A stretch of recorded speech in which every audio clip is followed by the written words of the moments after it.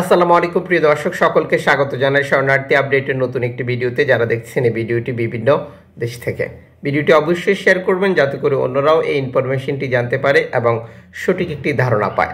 তিউনিসিয়াতে চলছে নির্বাচন। তিউনিসিয়ার নির্বাচনে এবারও জয়ী হতে চলেছে বর্তমান প্রেসিডেন্ট কাউস সাইদ। যদিও ইউরোপীয় ইউনিয়ন বিভিন্ন মানবাধিকার সংস্থা বা এনজিও সংস্থার তথ্য মতে বর্তমান প্রেসিডেন্ট কাউস সাইদের প্রতিদ্বন্দ্বী কোনো দল নেই। যারা প্রতিদ্বন্দ্বী ছিল তাদেরকে আটক করে রাখা হয়েছে, জেলে বা নানাভাবে নির্যাতন করা হচ্ছে, যে কারণে প্রতিদ্বন্দ্বিতার খুব একটা সুযোগ নেই। সাম্প্রতিক সময় তিউনিসিয়ার রাজনৈতিক অস্থিরতা, অর্থনৈতিক দুরবস্থা সহ আরও নানান কারণ প্রতিনিয়তই প্রিন্ট এবং ইলেকট্রনিক্স মিডিয়ায় ভাইরাল হচ্ছে। তিউনিসিয়া আলোচনার মূল কারণ হচ্ছে তিউনিসিয়া থেকে রেকর্ড সংখ্যক অভিবাসী ইতালিতে যায়। তিউনিসিয়ার স্পাক্স থেকে ইতালির দ্বীপ ল্যাম্পুদুসা যেতে খুব বেশি সময় লাগে না, কম সময় লাগে। এই সময় ব্যবহার করেই মূলত অভিবাসীরা চেষ্টা করে ইতালিতে যাওয়ার জন্য। গত বছর তিউনিসিয়ার সাথে ইতালি এবং ইউরোপীয় ইউনিয়ন শরণার্থী প্রতিরোধ বাধা দেওয়ার জন্য চুক্তি করে, যার বিনিময়ে তাদেরকে মিলিয়ন মিলিয়ন ইউরো দিয়েছিল, যেটি এখনও কার্যকর রয়েছে। আর যে কারণে বর্তমান এই পরিস্থিতি নিয়ে নানাভাবে বারবার তিউনিসিয়া আলোচনায় আসছে, কারণ এই চুক্তিগুলো হওয়ার পর থেকে তিউনিসিয়াতে অবস্থানরত অভিবাসীদেরকে নানাভাবে নির্যাতন করছে বর্তমান প্রেসিডেন্টের নির্দেশনা অনুযায়ী তার পথ অনুসরণকারী লোকজন, যা তিউনিসিয়ার নাগরিক এবং বিভিন্ন দেশের অভিবাসী কেউই বাদ যাচ্ছে না। এদিকে গতকালও আফ্রিকার বিভিন্ন দেশ থেকে রেকর্ড সংখ্যক অভিবাসী স্পেনের বিভিন্ন দ্বীপে প্রবেশ করেছে, যা পৃথক পৃথক বার্তায় নিশ্চিত করেছে স্প্যানিশ কর্তৃপক্ষ। ফ্রন্টেক্স ইউরোপীয় বর্ডার গার্ড ফ্রন্টেক্সকে বাতিল করার জন্য বা ফ্রন্টেক্সের বিরুদ্ধে ইউরোপের বিভিন্ন দেশে মানববন্ধন, মানবাধিকার সংগঠন, এনজিও সংস্থাগুলোর প্রতিবাদ হয়েছিল গতকাল।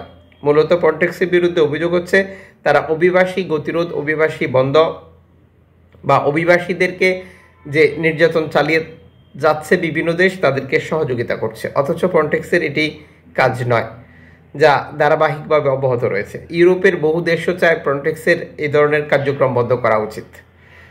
এদিকে গ্রিসের উপকূলে 49 জন শরণার্থী নিয়ে একটি নৌকা বিপদে পড়ার সর্বশেষ তথ্য প্রচার করেছিল অ্যালার্ম ফোন রেডিও টেকনোলজি।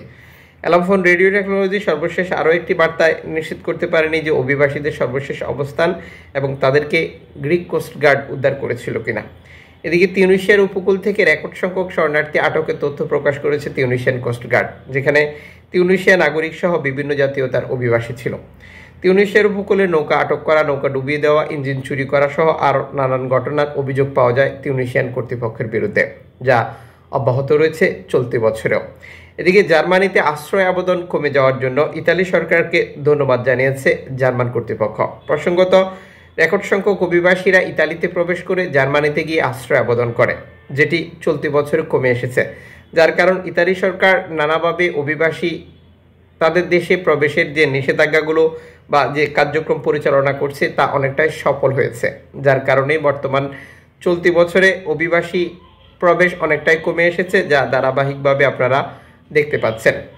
এদিকে লেবাননে 10 লাখের উপরে অভিবাসী যেটি শরণার্থী হওয়ার মতো পরিস্থিতি তৈরি হয়েছে মধ্যপ্রাচ্য সংকটে, জানিয়ে জাতিসংঘের UNHCR এর একটি প্রতিবেদন প্রকাশিত হয়েছে। এদিকে গতকাল রাতে 3টি নৌকায় করে 286 জন শরণার্থী প্রবেশ করেছে ইতালির দ্বীপ ল্যাম্পুদুসায়, যা নিশ্চিত করেছে ইতালি কর্তৃপক্ষ। লিবিয়া থেকে ছেড়ে আসা এই শরণার্থীদেরকে দ্বীপে প্রবেশ এবং নিরাপদে হস্তান্তর করার প্রক্রিয়াটি প্রচার করা হয়েছে। প্রসঙ্গত, মধ্যপ্রাচ্য সংকটে লক্ষ লক্ষ অভিবাসী প্রবেশ করার কথা থাকলেও কয়েকশো মানুষ মাত্র প্রবেশ করেছে।